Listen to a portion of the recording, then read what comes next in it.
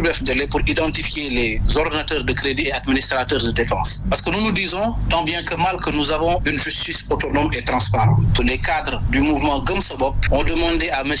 El Hadj Goumbo Sagna d'aller déposer une plainte auprès de l'OFNAC.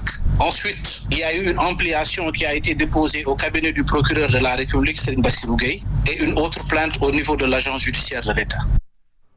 Et nous parlons de cette plainte du ministère de la Santé au directeur de Souma Assistance pour diffamation et diffusion de fausses nouvelles. Le mis en cause, Dr Babacar Niang, qui confirme la plainte et révèle avoir reçu une convocation de la gendarmerie. Il soutient que du matériel médical est vendu dans le marché noir. Suivons ses explications. Un directeur ministre de la Santé qui est notre tutelle, qui a créé un ordre des médecins pour régler les problèmes avec les médecins. Si aujourd'hui il s'en passe, ça aussi, ça veut dire que vraiment, dans ce pays-là, est-ce qu'on respecte un peu les institutions? C'est Djambal Dieng qui a dit tout ça. Et Ibra Kane m'a dit, est-ce que vous pensez que c'est possible? J'ai dit, il y a pire que ça qui se passe au Sénégal, sur le matériel des hôpitaux. Donc vous confirmez? Toujours debout et je confirmerai jusqu'à la mort. Donc c'est la santé de la population. Je vous dis, ah oui, je vous dis, j'ai des témoignages. Et sur la gestion de cette troisième vague, le médecin-chef de la clinique Souma Assistance reste catégorique. Docteur Babacar Niang soutient qu'un comité de gestion n'est pas suffisant. Il estime qu'il faut un comité scientifique indépendant. Il alerte cependant donc sur la situation qui prévaut dans les CTE. Nous l'écoutons. Où est l'oxygène? Où sont les médicaments? Où sont les anticoagulants? Moi je dis qu'il n'y a pas de gestion. Pour le moment, il n'y a pas de gestion. Et ce comité de gestion n'est pas suffisant. Il faut un comité scientifique indépendant qui édite des messages scientifiques envers la population.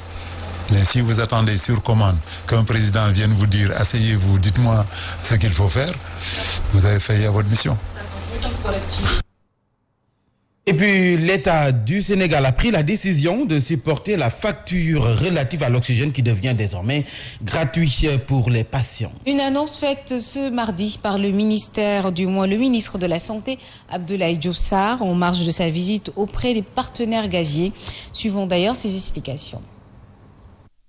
J'informe que sur instruction du chef de l'État, les structures privées qui ont des CTE, à l'instar des structures publiques, verront effectivement donc un approvisionnement par l'État en oxygène. Ce qui d'ailleurs va beaucoup soulager les patients qui ne verront plus sur leur facture la ligne oxygène. Ça va quand même rendre plus accessible financièrement l'offre. Nous sommes donc tout à fait satisfaits de cela et nous allons poursuivre ce combat. Toujours dans cette même optique, sachez que l'Association des cliniques privées du Sénégal salue cette décision du chef de l'État. Toutefois, le secrétaire général joint au téléphone attend la matérialisation de cette mesure. Docteur Serigne Fallou Samb se pose aussi des questions sur les conditions et modalités d'acquisition de l'oxygène. Suivons ses explications. C'est un effet d'annonce. Je crois que maintenant, ce qu'il faut, c'est la pratique. Parce que nous sommes des scientifiques, on n'est pas des philosophes. Nous exerçons un métier qui est pratique. Donc, quand on fait des annonces comme ça, je crois aussi la mise en application doit suivre. C'est-à-dire qu'on nous donne les sociétés à contacter quand on va être fourni en oxygène, le niveau, et quand même la logistique à suivre. Honnêtement, on n'a pas quand même considéré cette pandémie comme un business ou autre chose. Ça ne nous a jamais intéressé. Parce que vous voyez qu'on a payé un très lourd tribut. On a perdu beaucoup de collègues hier, on a perdu un collègue à Saint-Louis et autres. Donc, nous avons une position de soldats et nous attendons juste des ordres et maintenant ces gens de décision qui viennent à son heure, on est prêt à les exécuter mais quand même qu'on nous donne les moyens de le faire. Des interrogations légitimes de l'Association des cliniques privées du Sénégal. Cette mesure salutaire prise donc au profit des malades doit être bien encadrée. Des mécanismes de contrôle efficaces sont mis en place pour éviter ce nouveau phénomène, le Corona Business. Un commentaire signé Alassane Baldé. fourniture d'oxygène dans le privé, l'État du Sénégal a décidé de prendre en charge la facture dans ces structures sanitaires. À travers cette décision, les autorités entendent soulager les malades Covid hospitalisés dans ces différentes cliniques. Une décision certes salutaire, mais qui suscite autant d'interrogations dans sa phase pratique compte tenu du business qui accompagne cette pandémie depuis ses débuts. Un business corona que beaucoup ont dénoncé, y compris des spécialistes du secteur. De l'acquisition des masques en passant par le matériel médical, le vaccin ou encore même la distribution des vivres, des voix se sont élevées pour constater et le regretter l'attitude de certains qui en ont profité pour se faire plein les poches. Quel mécanisme de contrôle l'État devra-t-il mettre en place pour contrôler la fiabilité des factures qui lui seront présentées par le privé pour éviter une facture très onéreuse? La question mérite bien d'être posée. Y aura-t-il des individus tapis dans l'ombre qui vont tout faire pour tirer profit de cette nouvelle décision? Rien n'est moins sûr. Toujours est-il que la vigilance doit être de rigueur. Restons toujours avec cette pandémie et allons à Kolda où 763 cas positifs dont 69 décès depuis le 2 avril dernier. Avec donc cette troisième vague, 65 cas positifs ont été enregistrés dont 2 dans un état très grave. Le médecin-chef de région salue l'adhésion de la population à la vaccination depuis quelques jours. Il s'exprimait à marge d'un CRD présidé par le gouverneur. Ses explications, Dr Yaya Baldé. Nous sommes à 763 cas de Covid au niveau de la région et nous avons enregistré 69 décès depuis le début de la pandémie, en sachant surtout que c'est la deuxième vague qui a été la plus dure au niveau de la région, mais également cette troisième vague que nous connaissons aujourd'hui qui a commencé depuis le mois de juillet. Et nous sommes présentement à 10 malades suivis au niveau du centre de traitement des épidémies avec 2 cas graves et nous avons 55 malades suivis à domicile, 51 à Kolda et 4 à Vélingara. À côté de cela également, il y a les opérations de vaccination qui se poursuivent et qui sont en train de connaître un regain d'intensité avec donc tout ce que vous voyez au niveau des centres de santé avec le rush que nous connaissons ces derniers jours. Les réseaux sociaux, toutes les rumeurs, parfois on finit par freiner un peu l'élan de certaines personnes et c'est ça maintenant que nous voulons inverser. Et puis cette demande du président de l'association pour le soutien et la réinsertion sociale des détenus, Ibrahim Assal, demande justement au chef de l'État d'accorder sa grâce présidentielle à 1000 détenus, ceci dans le but de désengorger justement ces prisons. Joint au téléphone, le président de l'ASRED est également revenu sur la grève de la faim entamée hier par les détenus de la prison de Mbour. Une grève qu'il dénonce justement longue des détentions provisoires. Nous y reviendrons tout à l'heure.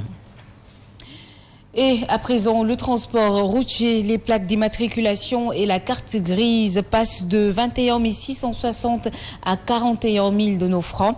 Le leader du mouvement Leral Askanui appelle au boycott.